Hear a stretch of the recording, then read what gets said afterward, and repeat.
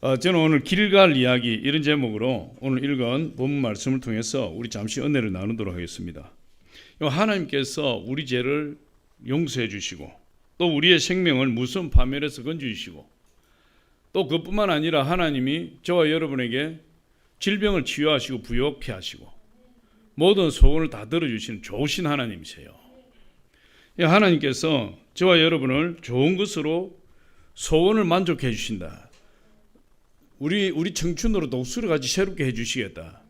우리가 나이가 먹어서 그 사람은 후패하지만 속 사람은 날로 강건해진다. 이렇게 말씀하세요.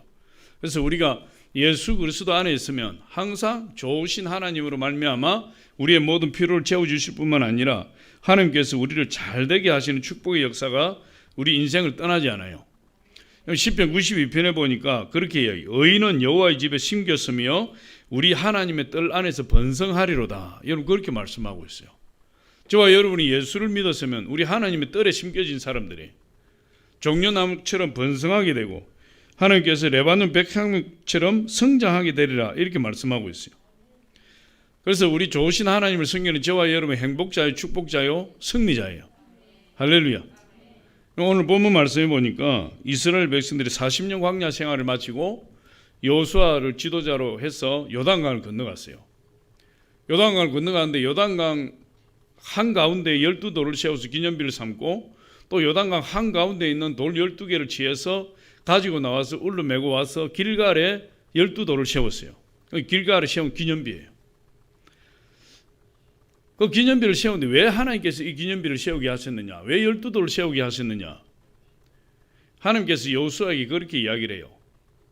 이 요단강에서 12돌을 세운 것은 그 세우게 하신 목적은 하나님께서 하나님의 능력으로 요단강을 가르셨다는 거예요.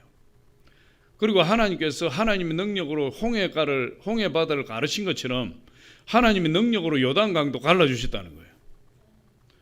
그래서 이 땅의 모든 백성들이 이 땅에 사는 가나안 땅에 사는 모든 백성들이 살아계신 하나님을 알고 하나님 위대한 역사를 깨닫고 하나님만 경외하고 섬기도록 하기 위해서 이 12기념비를 세웠다고 이야기를 해요.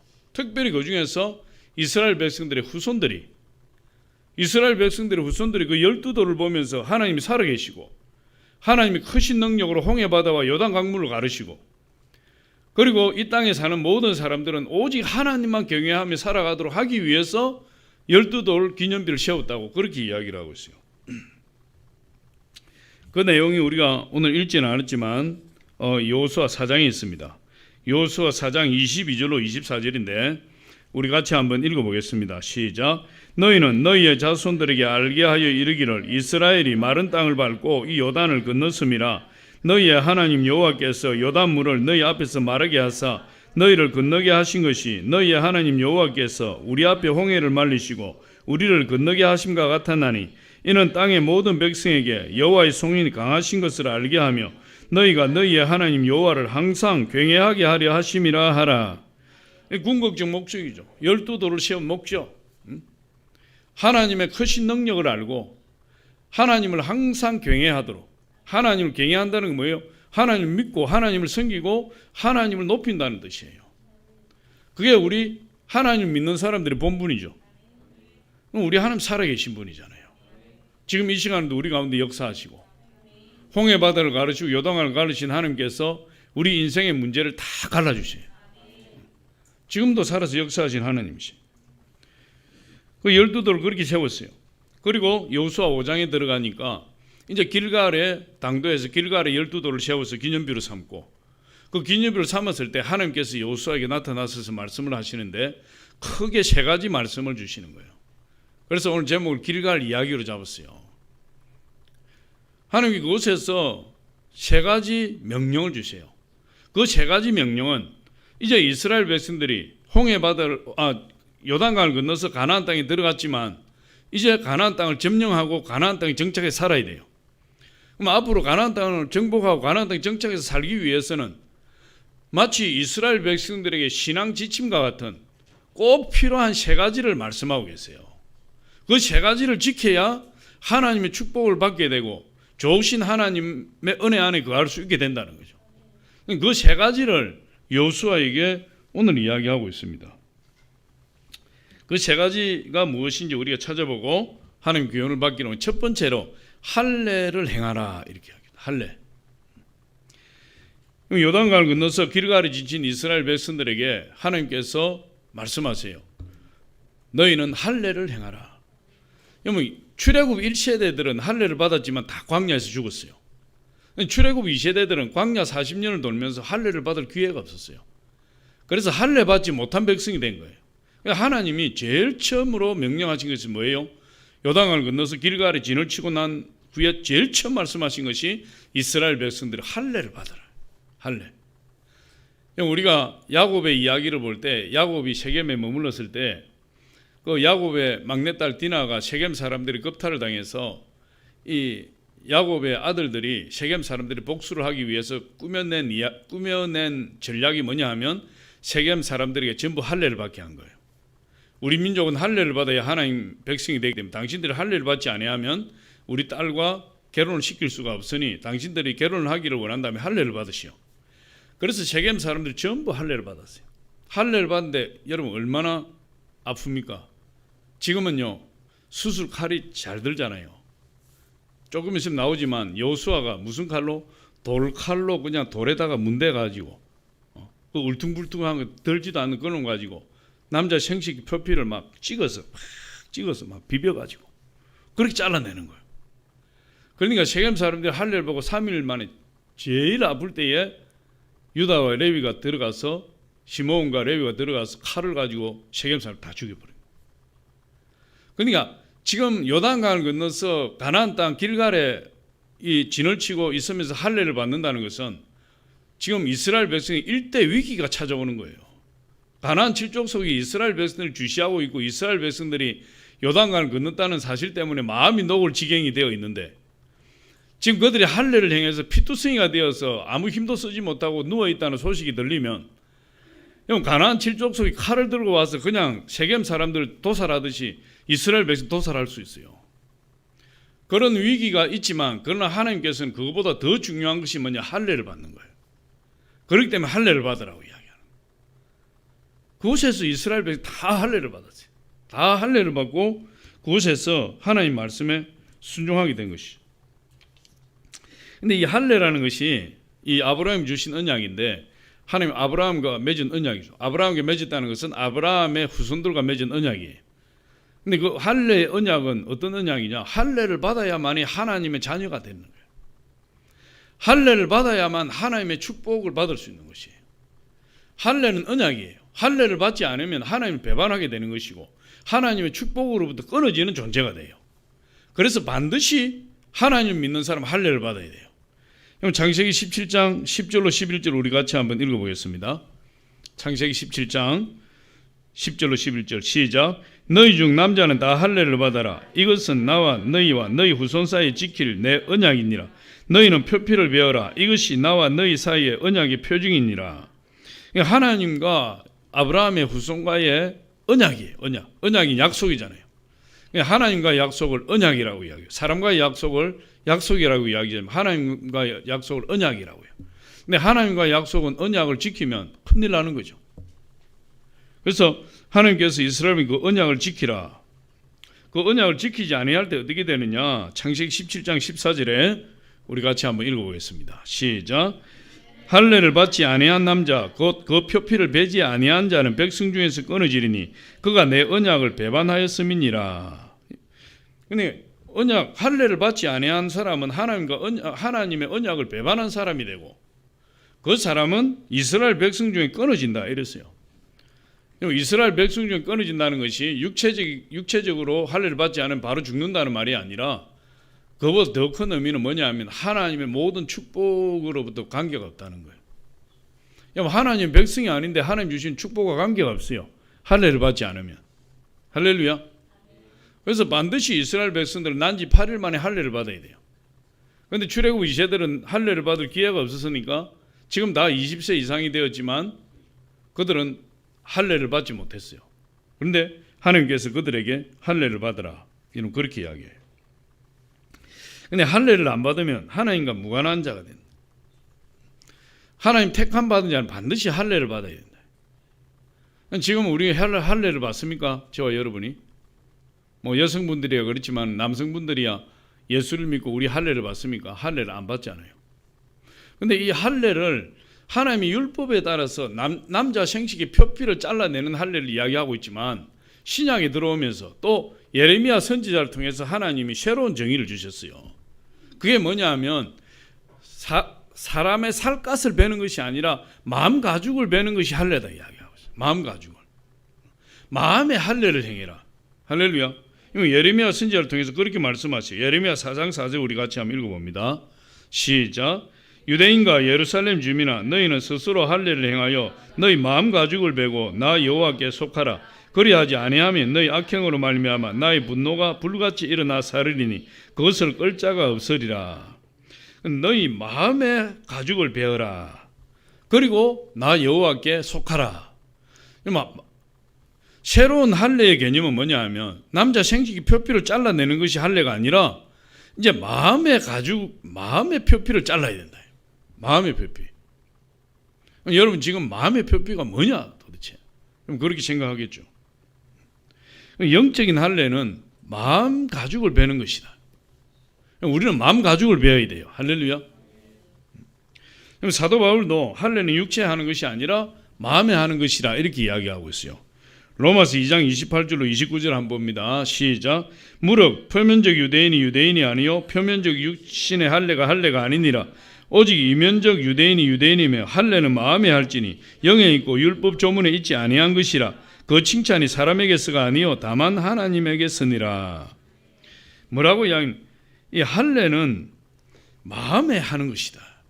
마음에 하는 것이 영적인 할례다. 영에 있고 율법에 있지 아니하다.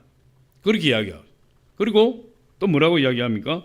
그 칭찬이 사람에게서가 아니요 다만 하나님에게서니라. 이 말은 하나님이 율법대로 생식의 표피를 잘라서 사람에게 칭찬받는 것이 중요한 것이 아니고 영적인 할례를 행해서 하나님의 기쁨이 되는 것이 중요하다 이 말이에요.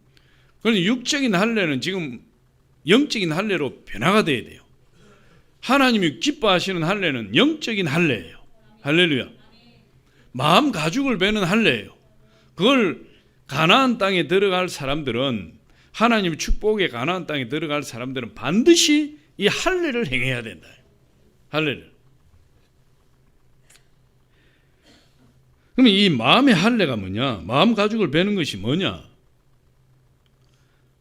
그냥 결론적으로 이야기해서 여러분 궁금해하니까 회개예요. 회개. 마음 가죽을 베는 것, 마음의 할례를 받는 것은 예수 그리스도를 믿고 회개하는 것입니다. 철저하게 회개하는 것. 할렐루야. 우리가 예수 그리스도를 믿어 예수 그리스도의 십자가로 말미암아 우리 옛사람이 죽었잖아요. 우리가 세례를 받음으로 예수를 믿고 세례를 받음으로 우리 옛사람이 예수와 함께 죽어버렸어요. 그리고 예수 그리스도와 함께 다시 살아난 자가 돼요. 그럼 그것이 마음의 할례예요. 그런데 내가 예수 그리스도를 믿음으로 인해서 내 옛사람이 어떻게 돼요? 옛사람이 다 죽어야 돼요. 내 옛 습성이 어떻게 돼요? 죽어야 돼요. 옛 못된 성격이 어떻게 돼요? 죽어야 돼요. 내가 예수 그리스도를 믿고 내가 새 사람 예수 그리스도 안에 있는 자 새로운 피조물로 변화된 사람만이 마음의 할례를 받은 사람으로 인정받아요. 그러니까 나는 예수를 믿었는데 여전히 옛날 습성이 있고 여전히 원망불평하고 여전히 세상적인 욕심이 가득 차 있고 여전히 사람들을 미워하고 내 마음속에 이웃을 사랑하는 마음이 하나도 생기지도 않고 그런 사람은 어떻게 볼 수 있는 거죠? 예수를 믿고 교회를 나온다고 하지만 전혀 마음의 할례가 안 되어 있는 사람이에요. 마음의 할례가 안 된 사람은 아까 어떻게 한다고 하나님 이스라엘 백성들로부터 끊어진다. 하나님의 축복으로부터 하나님 축복과 관계없는 자가 되고 이게요. 하나님의 자녀가 되고 하나님의 축복을 받고 하나님께 쓰임받는 하나님의 사명자로 쓰임받고 능력을 받기 위해서는 반드시 우리 마음 가죽을 베내야 돼. 마음의 할례를 받아야 된다. 그걸 이야기하는 거죠. 그러니까 마음의 할례는 우리의 모든 죄를 철저하게 회개하고 다시는 거기로 돌아가지 않겠다 결단하고 하나님의 말씀을 붙든 예수님 십자가의 은혜 가운데 거하는 그것이 바로 내 마음 가죽을 베는 것이요 마음의 할례를 행하는 것이요 영적인 할례다. 골로새서 2장 11절로 12절 한번 보겠습니다. 시작. 또 그 안에서 너희가 손으로 하지 아니한 할례를 받았으니 곧 육의 몸을 벗은 것이요 그리스도의 할례니라.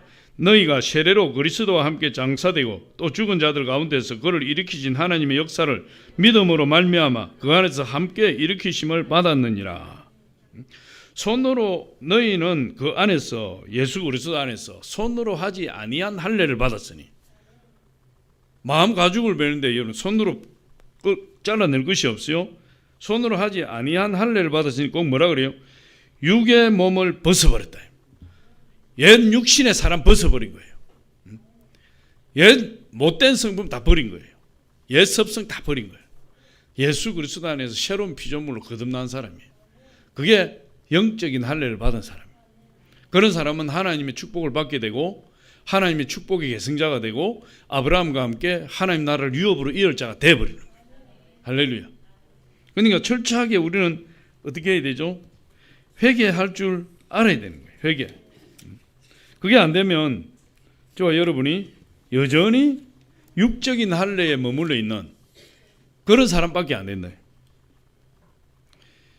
여러분 니느웨에 보니까 요나가 니느웨에 대한 사명을 가지고 니느웨에 가서 회개를 선포하려 했는데 요나가 그게 싫어서 이 아수르의 수도잖아요. 이스라엘 백성들을 그렇게 괴롭힌 도성이에요. 그래서 요나가 그게 싫어서 다시스로 가는 배를 타고 스페인으로 가버렸어요.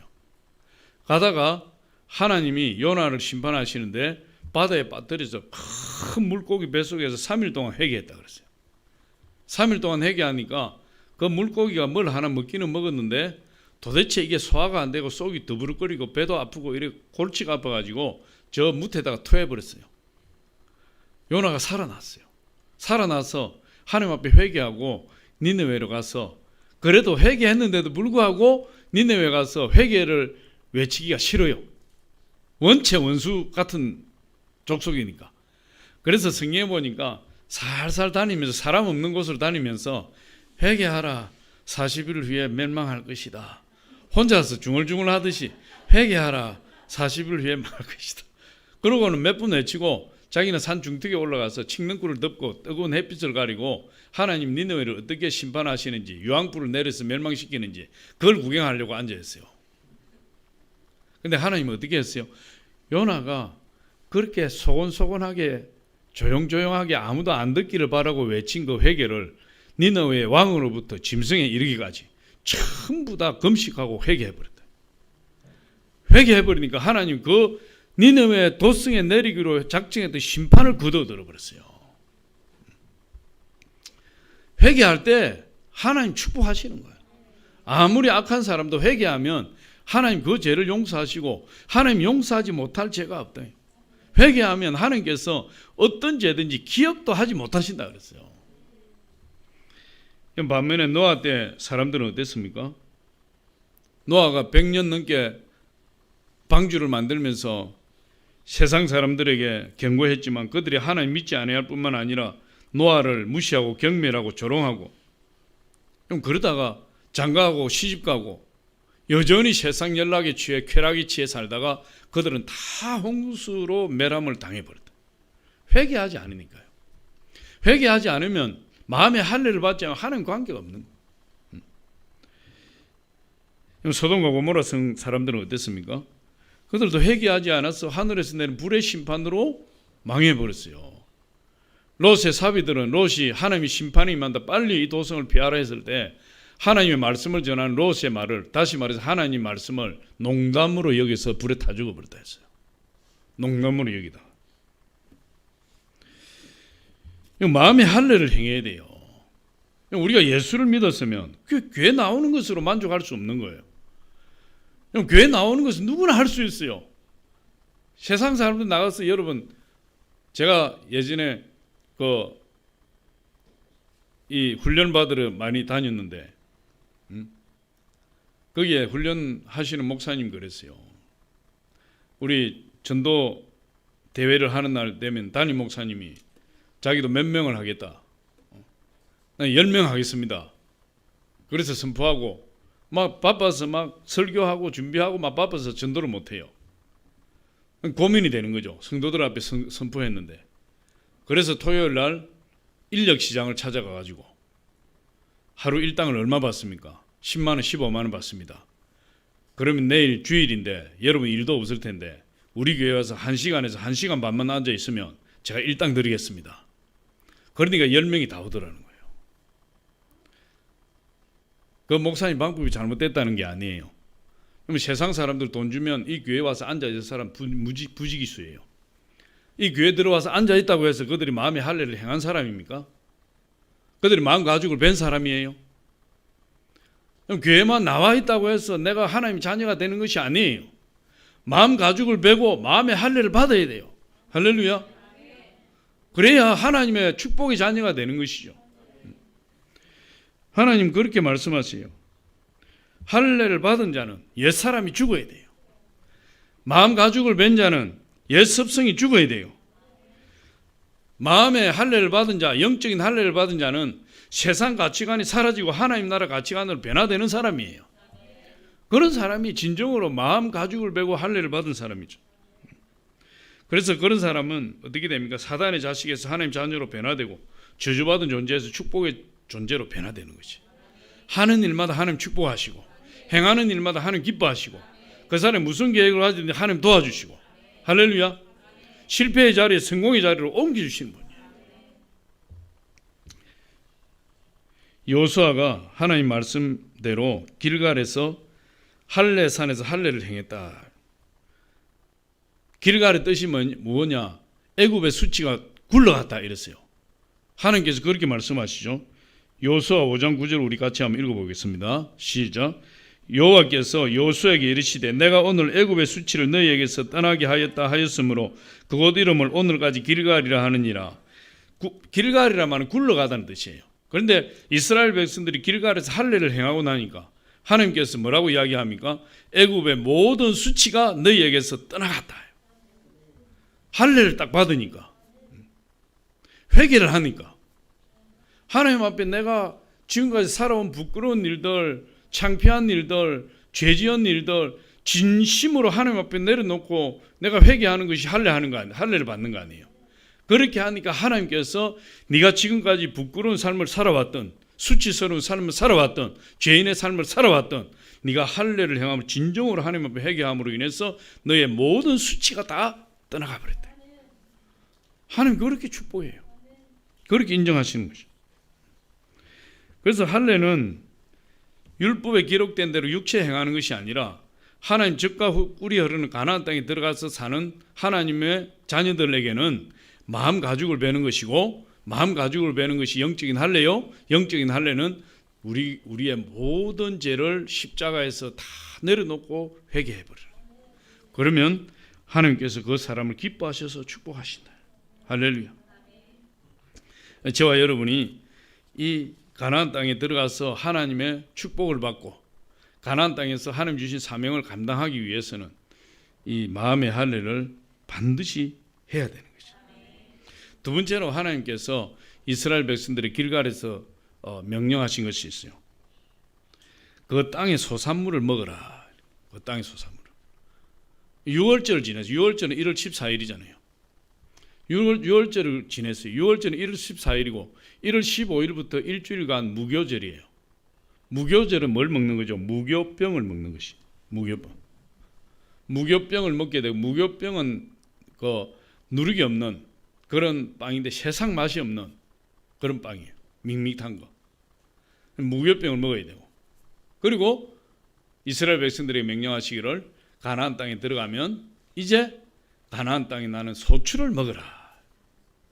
가나안 땅에서 나는 곡식을 먹어라. 그리고 40년 동안 내렸던 만나가 그날부로 끝나버린 거예요. 만나가 내리지 않았다. 5장 12절 우리 같이 한번 읽어봅니다. 시작. 또 그 땅의 소사물을 먹은 다음 날에 만나가 그쳤으니 이스라엘 사람들이 다시는 만나를 얻지 못하였고 그 해에 가나안 땅의 소출을 먹었더라. 11절에도 보니까 6월절 이튿날에 그 땅의 소산물을 먹되 그날에 무교병과 볶은 곡식을 먹었더라. 만나가 끝나버리고 나면은 볶은 곡식을 먹고 그 땅의 소출을 불에 볶아서 먹어라. 이렇게 이야기해요. 할례를 받고 유월절을 지키자 뭐가 바뀌었어요? 할례를 행하고 유월절을 지키고 나니까 음식이 바뀌어버렸어요. 음식이. 만나에서 그 땅의 소출로 먹어야 되는 음식이 완전 바뀌어버렸어요. 40년 동안 하늘에서 만나가 내렸잖아요. 그런데 이 만나는 뭘 상징하는 거죠? 예수 그리스도의 몸을 상징하는 거예요. 만나는 하늘에서 내린 만나. 그래서 이스라엘 백성들이 광야 40년 동안 먹을 것이 없었지만 예수 그리스도의 살을 뜯어먹고 살은 거예요. 이렇게 표현하면 예수 그리스도께서 내려주시는 만나를 먹고 살은 거죠. 근데 그 만나를 예수 그리스도의 몸이라 우리의 생명의 떡이라 그렇게 말씀하고 있어요. 그러니까 우리가 예수 그리스도의 살을 먹고 피를 마신다는 것은 우리 육체적으로 예수 그리스도의 피를 마시고 살을 뜯어먹는 것이 아니라 영적으로 예수 그리스도를 먹고 마시는 거예요. 그래야 우리 안에 영원한 생명이 있다 이 말이에요. 할렐루야. 지금 우리 코로나 때문에 성찬식을 못하고 있지만 성찬할 때 항상 뭐라고 이야기합니까? 예수 그리스도 흘리신 보혈과 예수 그리스도 찢어진 몸을 먹고 마심으로 우리의 영원한 생명이 있다고 고백하잖아요. 그래서 우리 속사람은 반드시 예수 그리스도를 먹어야 돼요. 그래야 영생이 있어요. 예수 그리스도를 먹는 예수 그리스도의 복음, 예수 그리스도 말씀을 먹어야 된다는 거예요. 요한복음 6장 51절 우리 같이 한번 읽어봅니다. 시작. 나는 하늘에서 내려온 살아있는 떡이니 사람이 이 떡을 먹으면 영생하리라. 내가 줄 떡은 곧 세상의 생명을 위한 내 살이니라 하시니라. 하늘에서 만나가 내린 것은 예수 그리스도를 상징하는 것이고 예수 그리스도 예표예요. 예수 그리스도 자기 몸과 살을 찢고 몸 피를 흘려서 온 인류에게 먹게 하심으로 온 인류가 영원한 생명을 얻고 살아나게 됐잖아요. 근데 하늘에서 만나가 40년 동안 내린 것은 예수님으로 말미암아 이스라엘 백성들이 살았다는 거죠. 살아왔다는 거예요. 유월절 다음에는 무교절이라 했죠. 무교들은 썬 나무를 먹는다. 무교병을 먹는다 했잖아요. 무교병과 본래 썬 나무를 먹어요. 무교병이라는 건 떡을 이야기하잖아요. 누룩이 없는 떡이에요. 근데 맛이 없어요. 아무 맛이 없어요. 세상 맛이 없다 이 말. 이 무교병을 먹었다는 것은 이제 맛이 없는 떡을 먹는 거예요. 가나안 땅에 들어가면 뭘 먹어야 되죠? 유월절을 지키고 나면 무교병을 먹잖아요. 그럼 가나안 땅에 들어가면 무교병을 먹어야 되고 그 땅에 나는 소출을 먹어야 돼요. 무교병이 세상 맛없는 거잖아요. 그러면 우리 유월절을 지키고 가나안 땅에 들어가 하나님의 축복의 자녀들이 된다는 것은 세상 맛도 없는 떡을 먹고 살아야 돼요. 그게 뭘 의미하느냐 하면 이제 더 이상 우리는 세상 자랑, 정욕, 쾌락으로 사는 것이 아니다는 거예요. 우리 하나님 믿는 사람들은 더 이상 세상 욕심으로 사는 것이 아니에요. 세상의 기쁨으로 사는 사람들이 아니에요. 예수를 믿었는데도 여전히 세상의 기쁨과 세상의 야망과 세상의 쾌락에 사로잡혀서 살아가고 있다면 그 사람은 아직도 할례를 받지 못한 사람입니다. 하나님 자녀가 아직 되지 못했다 이렇게 이야기를 할 수 있어요. 가나안 땅은 하나님의 축복이에요. 축복을 의미하잖아요. 하나님 복을 받은 하나님의 자녀들은 이제 신분이 변화되었어요. 사단의 자식들처럼 세상의 욕망을 두고 세상의 쾌락을 따라서 세상의 탐욕을 쫓아 살아가는 존재가 아니고 오직 하나님 안에서 하나님 나라를 바라보며 살아가는 사람들이에요.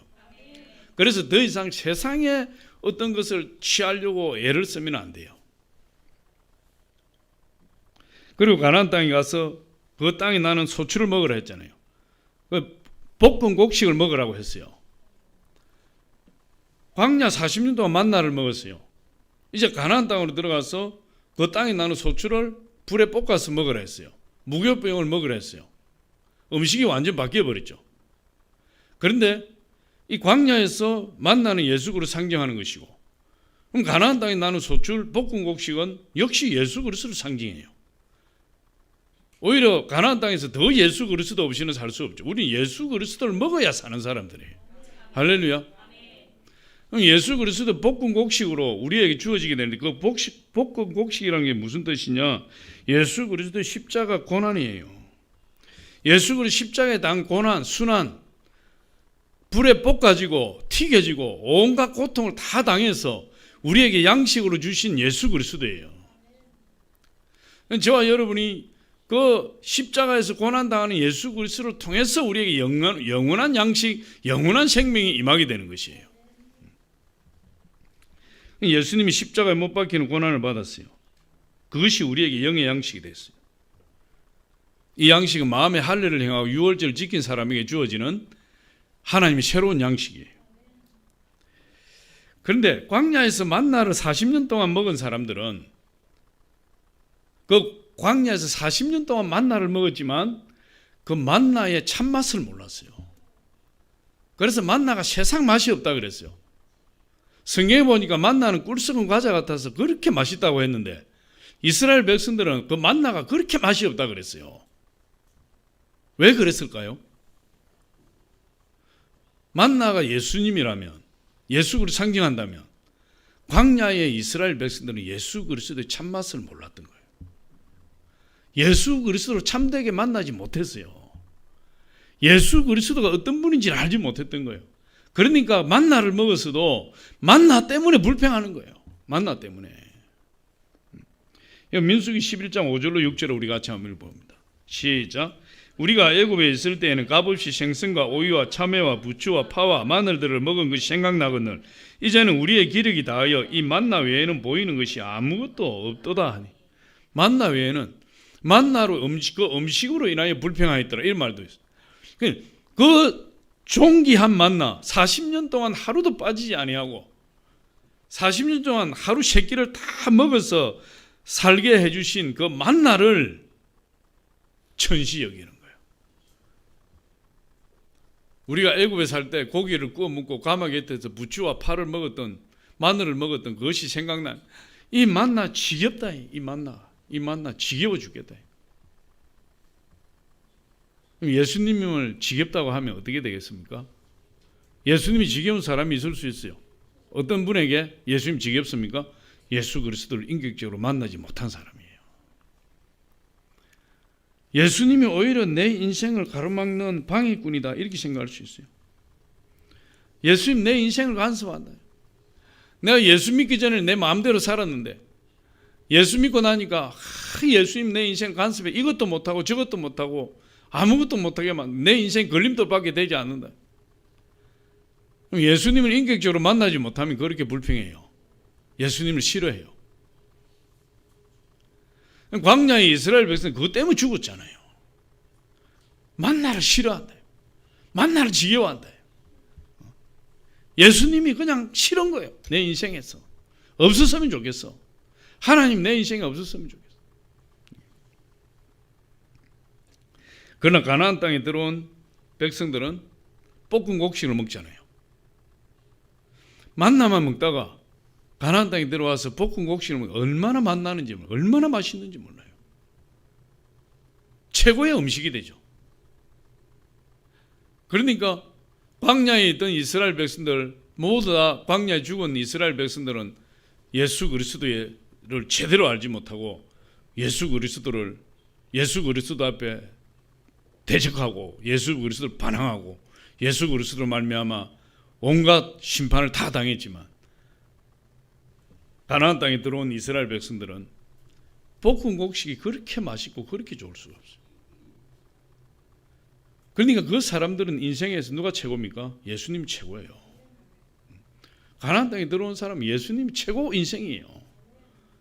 예수 없이는 나는 살 수 없는 존재예요. 예수님이 내 안에, 내가 예수님 안에 있는 것이 얼마나 행복한지 몰라요.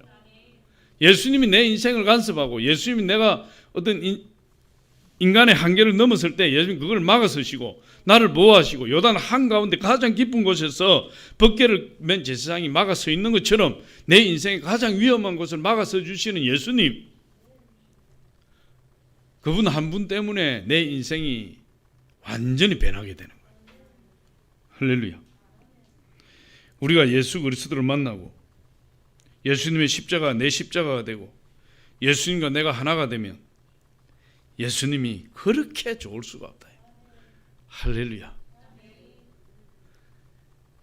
예수님 때문에 여기 나오는 거 아니에요? 코로나 방송에서 그렇게 교회 가면 위험하다고 막 교회 말을 못해 지금 몸살이 났어요. 방송이 교회에서 확진자 안 나오니까. 그러니까 막 앞으로 막 교회 같은 데 조심해야 된다고 이야기하잖아요. 세상에 교회 이야기하고 싶어서 몸이 입이 막 건질건질해요. 그 방송하는 사람들이, 방역 당국자들이. 그런데 예수님 만나지 않았고 예수님이 좋지 않으면 누가 나오겠어요? 그럼 세상 사람들이 교회를 얼마나 욕합니까?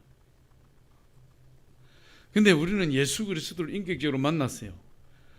그러니까 아무리 위험하다 할지라도 교회 나오는 것이 그렇게 좋아요. 그렇게 행복해요. 예수님 한 분만 생각하면 그렇게 행복해요.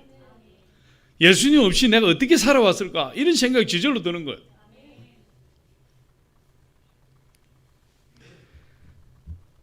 예수님 없이는 이제 살 수 없는 사람이에요. 그래서 예수 죽음이 내 죽음이에요. 예수 부활이 내 부활이요. 예수의 생명이 내 생명이요. 내가 예수와 함께 죽었다가 예수와 함께 예수의 생명으로 살아난 자요. 어디를 가든지 내 자랑은 예수님이에요. 할렐루야. 여호수아 우리 아까 읽었지만 5장 11절로 12절 다시 한번 읽어보겠습니다. 시작. 6월절 이튿날에 그 땅의 소산물을 먹되 그 나라의 무교병과 볶은 곡식을 먹었더라. 또 그 땅의 소산물을 먹는 만나가 그쳤으니 이스라엘 사람들이 다시는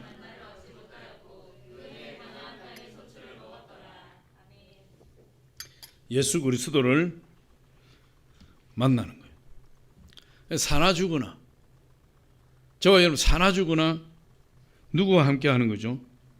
예수님과 함께 할 때 행복합니다. 사나 죽으나. 할렐루야. 예수 그리스도를 우리가 알게 되고 예수 그리스도를 믿게 된 것이 너무나 큰 축복이라니까. 너무너무 큰 축복이에요. 가나안 땅에는 더 이상 만나가 내리지 않아요. 예수를 만나지 못한 사람들은 가나안 땅에 살 수 없어요.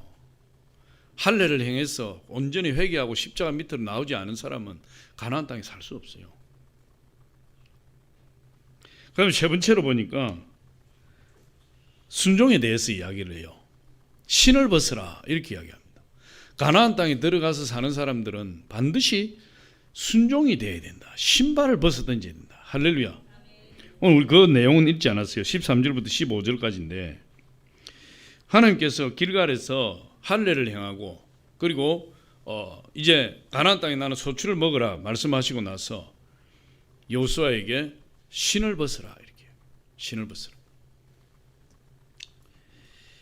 여호수아가 길갈에 장막을 치고 가나안 진입의 첫 관문인 여리고성을 앞에 두고 그 거대한 여리고성을 어떻게 무너뜨릴까? 그 여리고성을 통과하지 않고는 가나안 땅을 정복할 수가 없으니까 고민을 많이 하고 궁리를 많이 했어요. 여호수아가. 그래서 몰래 이스라엘 백성들 몰래 이렇게 나와서 여리고성을 먼 발치에서 바라보면서 여리고성의 허점이 어디에 있는가? 복병을 두어서 복병을 두는 전략을 쓸 것인가? 그렇지 않으면 전면전으로 치고 들어갈 것인가? 이 여리고성이 이중 성벽으로 되어서 고대의 성벽들 중에서는 가장 강한 성벽이다 이렇게 신학자들이 이야기하고 있어요. 그런데 난공불락의 성이죠. 어느 날 해가 지는 그런 어두운 무렵에 여호수아가 여전히 고민하고 그 성벽을 바라보면서 이런 작전 저런 작전을 궁리하고 있을 때에 어떤 귀골이 장대한 청년이 오른손에 칼을 들고 눈에 빛이 형형하며 여호수아 앞에 나타났어요. 여호수아 깜짝 놀랐어요. 당신이 우리 편이요? 아니면 우리 대적이요? 당신의 신분을 밝히시오. 그랬더니 그 사람이 그렇게 해요. 나는 여호와의 군대 장관이라. 그때 나는 여호와의 군대 장관으로 왔느니라. 그러면서 네가 선 곳은 거룩하니 신을 벗어라. 여호수아가 그 자리에서 신을 벗고 그 무릎을 꿇어 엎드렸어요. 근데 신을 벗는다는 말은 성경에 보면 신을 벗는다는 뜻은 자기 권리를 포기한다는 거예요. 자기 권리를 포기해요. 우리가 신발을 벗긴다는 것은 뭐죠? 내가 가고 싶은 데로 못 간다는 거예요. 내가 어디를 가든 신발이 있어야 되잖아요. 신발을 벗어버리면 갈 수가 없어요. 발이 아파서. 신발을 벗긴다는 것은 내가 어디를 가고 싶어도 가지 못하고 내 권리를, 가고자 하는 내 권리 다 포기한다는 거예요. 여호수아가 신발을 벗었다는 것은 자기 권리를 포기하는 거죠. 무슨 권리를 포기합니까? 여리고 성을 어떻게 무너뜨릴까 궁리했던 모든 작전 계획을 다 내려놓는 거예요. 다 내려놓는 거예요. 그 여호와의 군대 장관이 여호수아에게 하나님의 작전 계획을 가르쳐 주는 거예요. 하나님의 작전 계획. 지금까지 여호수아가 이 국리 저 국리에서 가졌던 수많은 작전들, 이렇게 할까 저렇게 할까 막 궁리했던 거 다 백지 상태로 내려놓고 하나님이 주시는 작전을 받아야 된다. 그 신을 벗어버린 사람이에요. 그게 바로 여호수아 6장의 그 전략이, 하나님 주신 전략이 바로 여호수아 6장에 나오는 거예요. 근데 여기 보니까 하나님이 어떤 방법을 주시느냐, 이스라엘 백성들을 동원해서 맨 앞에 무장한 군인을 세우고, 그 다음에 양각 나팔 7을 잡은 7 제사장을 세우고, 그 다음에 언약궤를 맨 제사장을 세우고, 그 뒤에 이스라엘 백성들을 쭉 세워서 여리고성을 하루에 한 바퀴씩 돌아라. 한마디도 하지 말라. 양각 나팔을 잡은 제사장들이 나팔만 부르라. 그리고 하루에 한 바퀴씩 6일 동안 돌고, 마지막 7일 때는 7바퀴를 돌고, 7바퀴를 돌 때 양각 나팔을 잡은 제사장들이 나팔을 부는 신호를 통해서 이스라엘 백성들이 크게 외쳐라. 그러면 여리고성이 무너지리라. 그게 하나님이 주신 전략이에요. 그럼 그걸 믿을 수가 있겠습니까? 이중성벽으로 돼 있고 고대의 가장 강력한 성읍 중에 하나고, 그 안에 여리고 성문은 굳게 닫혀서 이스라엘 백성들 두려워해서 성문을 굳게 닫아놓고 도저히 왕래할 수 없는 그 성벽을 칼 끝 하나 대보지 못하고 창 한 번 휘두르 보지도 못하고 매일 하루에 한 바퀴 돌고 6일 동안 돌고 7일 때 7바퀴 돌고 와 외친다고 해서 그 성벽이 무너질 리가 있겠습니까, 여러분? 그런데 신을 벗어야 되는 거예요. 하나님의 기적을 체험하려면 신을 벗어야 돼요. 하나님 말씀에 절대적으로 하나님 말씀을 신뢰하고 하나님 말씀에 순종하는 그 사람에게 하나님의 기적의 역사가 일어나는 거예요. 우리가 하나님을 제대로 믿고 하나님 인격적으로 만난 사람이면 이제는 내 뜻대로 사는 것이 아니에요. 하나님 말씀만 붙들고 사는 거예요. 하나님이 그렇다 하면 그런 거예요. 하나님이 아니라 하면 아닌 거예요. 하나님이 하라 하면 하는 거예요. 하나님이 하지 말라 하면 안 하는 거예요. 그 사람을 통해서 하나님 역사하시는 거예요. 할렐루야. 여호수아 6장 2절로 4절 우리 같이 한번 읽어봅니다. 시작. 여호와께서 여호수아에게 이르시되 보라 내가 여리고와 그 왕과 용사들을 내 손에 넘겨주었으니 너희 모든 군사는 그 성을 둘러 한 번씩 돌되 엿새 동안을 거리하라. 제사장 7은 7 양각 나팔을 잡고 언약궤 앞에서 나아갈 것이요 7째 날에는 그 성읍 7번 돌며 그 제사장들 나팔을 불 것이며. 이 여리고의 승리는 어마어마한 승리예요.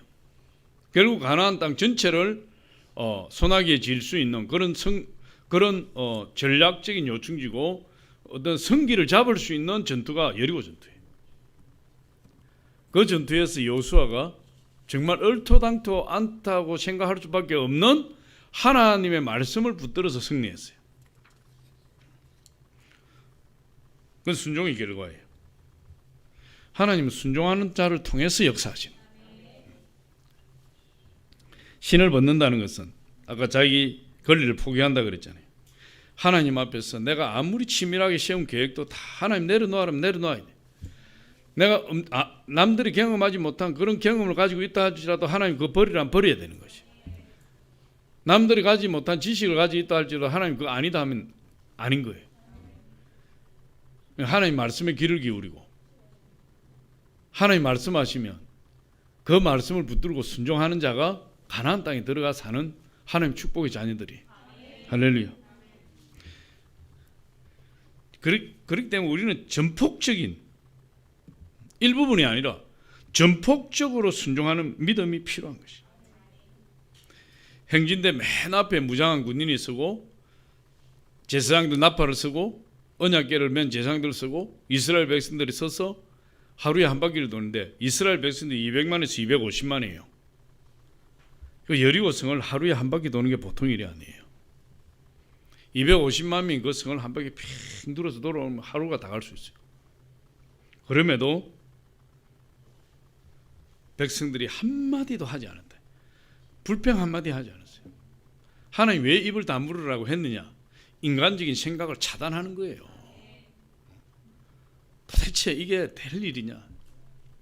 아니 우리가 돈다고 다리만 아프지 발만 아프지 먼지만 뒤집어 쓰고 이렇게 한다고 이게 무너지겠어? 그런 불평을 가지고 있으면 무슨 기적의 역사를 체험하겠습니까? 앞에서 목사님이 무슨 이야기를 하면 목사님 참 저렇게 한다고 뭐 저게 되겠냐고. 저게 되겠냐고. 지금 시대가 어떤 시대인데 목사님 저런 이야기를 하고 계시냐고. 그렇게 반응하면 될 일이 하나도 없는 거예요. 그래서 하나님 입 다물어. 말하지 마. 나팔만 불어. 나팔은 감정이 안 들어가요. 물론 감정이 들어가 있지만 구체적으로 인간의 마음 표현할 길이 없어요. 신호지. 나팔만 불어. 나팔만. 7일 동안 나팔 소리만 들린 거예요. 마지막에 7일날 7바퀴 돌고 외쳤어요. 그때 비로소 7일 만에 입을 열었어요. 그랬더니 여리고성이 와르르 무너져 내렸다. 여호수아 6장 20절 같이 읽어봅니다. 시작. 이에 백성은 외치고 제사장들은 나팔을 불매 백성이 나팔 소리를 들을 때 크게 소리질러 외치니 성벽이 무너져 내린지라 백성이 각기 앞으로 나아가 그 성에 들어가서 그 성을 점령하고 불가능할 수밖에 없는 상황, 불가능할 상황에서 하나님 말씀에 절대적으로 순종했더니 도저히 인간적인 시각으로 불가능한 그 일이 현실이 되어서 가능해져 버렸다. 하나님 말씀에 순종하는 그 순종 때문에 그런 것이에요. 이번 아브라함도 그 아들 이삭을 번제로 드리는 순종이 있었기 때문에 아브라함 믿음의 조상이 되었고 아브라함의 복의 근원이 되었어요. 다윗도 하나님 말씀에 철저히 순종함으로 인해서 일개 목동에서 이스라엘 왕이 되었어요. 순종할 때 여러분 그런 일이 일어나는 것입니다. 예수님께서 하나님 말씀에 순종함으로 인해서 십자가에서 죽게 되었고 십자가의 죽으심으로 부활하심으로 온 인류를 구원하는 구원의 등대가 되신 거예요. 예수님이 순종하지 않았으면 절대로 인류가 구원받을 길이 없었던 거예요. 하나님 말씀에 순종했기 때문에 자기 목숨을 버리기까지 순종했기 때문에 순종은 그냥 되는 것이 아니에요. 우리 제자 훈련 받는 것이 무슨 훈련입니까? 순종 훈련이에요. 순종 훈련. 제자 훈련 받는다고 하면서 순종이 안 된다. 그건 거짓 제자 훈련이야. 하나님 속이는 제자 훈련이야. 순종은 그냥 되는 것이 아니고 훈련해야 돼요. 연습해야 돼요. 예수님도 순종을 배웠다 그랬어요. 순종은 배우는 것이에요. 할렐루야. 히브리서 5장 8절로 9절을 한번 읽어봅니다. 시작. 그가 아들이시면서도 받으신 고난으로 순종함을 배워서 온전하게 되셨은즉 자기에게 순종하는 모든 자에게 영원한 구원의 근원이 되시고 그가 예수님이 아들이시면서 누가 아들 하나님의 아들이시면서도 받으신 고난으로 순종함을 배웠다. 순종을 배우는 거예요. 순종은 연습해야 돼요. 순종은 훈련해야 돼요. 할렐루야. 내 마음에 일어나는 거절감 그걸 억누르고 그 거절감을 억누르고 배신감을 억누르고 하나님 말씀에 순종하는 연습을 해야 돼요. 하나님 말씀이 그렇다면 하나님 말씀은 그런 줄 알고 순종할 줄 알아야 돼요. 자꾸만 순종하고 연습하고 훈련하고 순종이 습관이 돼야 돼요. 그래야 하나님의 축복을 누릴 수 있는 사람이 돼요. 내 기분이 나쁘다고 순종이 기분이 나쁜데 지금 순종이 무슨 순종이야. 기분 나쁜데 아니 내가 그냥 마음이 동하지 않는데 무슨 순종이야. 내가 생각할 때 저거는 잘못된 건데 무슨 순종이야. 그렇게 생각하고 불순종하면 생을 마칠 때까지 불순종이에요. 비록 내 마음에 거절감이 생겨도 거부감이 생겨도 내 생각할 때 그것이 아니라고 생각을 해도 나에게 유익이 없어도 이해가 안 돼도 하나님 말씀이 그렇다면 적극적인 순종, 그것이 가나안 땅에 들어가는 사람들에게 요구하는 하나님의 명령이에요. 그걸 통해 하나님 축복하시겠다. 그래서 가나안 땅에 들어간 이스라엘 백성들이 하나님의 자녀로 살아가는 길은 오직 순종의 길인 것을 믿으시기 바랍니다. 나라와 국가의 문제, 민족의 문제, 가정의 문제, 개인의 문제, 사업의 문제, 모든 것이 다 순종이에요. 다 순종하면 하나님이 축복하시오. 그러면 우리 순종하려면 어떻게 해야 됩니까?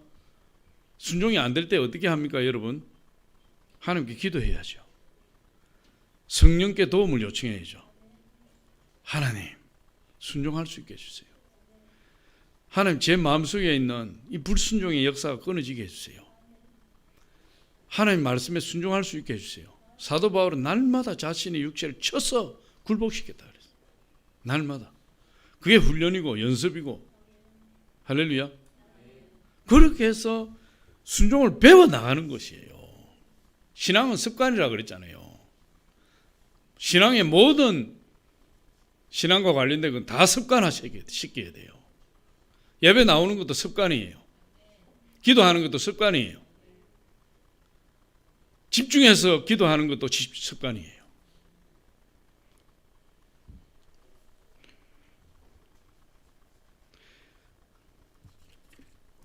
순종을 통해서 하나님 역사하십니다. 레오날드 우드 경이라는 분이 프랑스 왕을 방문했어요. 왕이 이 레오날드 우드 경을 만나고 나니 무척 마음에 들었어요. 그래서 다음 날 만찬에 초청한다고 기별을 했어요. 그런데 이 레오날드 경은 다음 날 궁전으로 갔고 궁전을 이리저리 구경하다가 한 홀에서 프랑스 왕을 만났어요. 그런데 이 프랑스 왕이 약간 의외라는 듯한 표정으로 반갑게 그를 맞이하면서 이렇게 이야기를 했어요. 레오날드 경, 나는 당신을 이곳에서 보게 되리라고는 정말 기대도 못해서 어떻게 된 일이요? 그런데 이 레오날드 경이 갑자기 깜짝 놀란 거예요. 왕이 자기를 초청해서 자기는 왔는데, 근데 왕이 전혀 의외라는 듯이 이야기를 해요. 그래서 이 레오날드 경이 그렇게 이야기를 했어요. 당한 얼굴로 그렇게 물었어요. 아니, 폐하께서 저를 초대하지 않으셨습니까? 그랬더니 왕이 그렇게 이야기를 해요. 아, 당연히 제가 초대했죠. 그 말씀이 맞습니다. 그러나 경은 나의 초대에 아무런 응답을 보내지 않았어요. 그래서 나는 경이 올 것이라고 생각지 못하고 있었습니다. 그렇게 이야기를 했어요. 그랬더니 이 레오날드 우드 경이 이렇게 대답을 했어요. 왕의 초대에는 결코 가타부타 대답할 수 없는 것입니다. 다만 순종만 있을 뿐입니다. 그렇게 대답을 했다. 우리 하나님 말씀에 가타부타 말이 있을 수가 없어요. 순종밖에 없는 것이에요. 할렐루야. 그 순종을 통해서 하나님이 우리에게 엄청난 축복을 부어주시겠다. 그 순종을 통해서 하나님 역사를 우리를 통해서 이루시겠다는 거예요. 오늘 세 가지 말씀하셨어요. 하나님께서 할례를 받아라. 마음의 할례를 받아라. 회개해라. 예수 그리스도 십자가에 나가서 철저하게 우리의 죄를 회개하라. 이게 할례를 받는 거예요. 두 번째, 볶은 곡식을 먹어라. 할렐루야. 만나가 그쳤다. 오직 예수 그리스도 한 분으로 만족하고 예수 그리스도 인격적으로 만나서 예수님과 함께 승리하는 삶. 예수님밖에 없는 삶. 그 다음에 순종이에요. 하나님 말씀에 순종하는 삶. 신을 벗으라. 그렇게 우리 주님께서 저와 여러분에게 요청하시고 축복하시고자 하시는 줄 믿습니다.